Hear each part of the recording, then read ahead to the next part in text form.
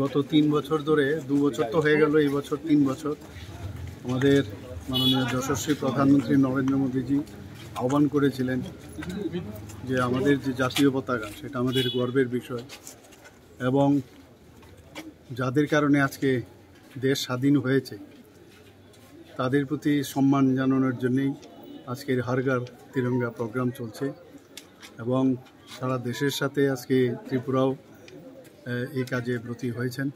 আজকে আমার নিজস্ব যে বিধানসভা আছে সেখানে আমি আজকে এসেছি। গতকাল আমি আরেকটা বিধানসভাতেও এই কার্যক্রমে উপস্থিত ছিলাম। 3 পর্যায়ে কার্যক্রম হয়েছে। তো 2 তারিখ থেকে শুরু হয়েছে, 2 তারিখ থেকে 8 তারিখ, 9 থেকে আজকে 12 তারিখ পর্যন্ত আরেকটা কার্যক্রম, আর 13 তারিখ থেকে 15 তারিখ পর্যন্ত পতাকা উত্তোলন। সেই কার্যক্রমে আজকে সামিল হয়েছে।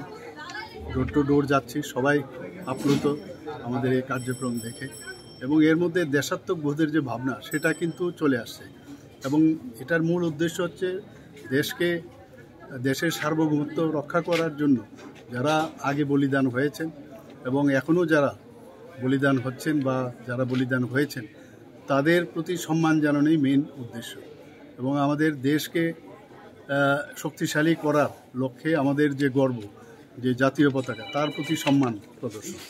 তো এই কার্যক্রম অত্যন্ত সাকসেসফুল এবং মাননীয় প্রধানমন্ত্রীজি যেভাবে আমাদের আহ্বান রাখেন আমাদের প্রতি, সমস্ত মানুষ, ত্রিপুরার সমস্ত জনসাধারণ এবং সারা ভারতবর্ষের সব মানুষ কিন্তু এই হর ঘর তিরঙ্গা নিয়ে সবার মধ্যে একটা উচ্ছ্বাস আমরা দেখতে পাচ্ছি। ত্রিপুরাতেও তার ব্যতিক্রম নয়। Thank you.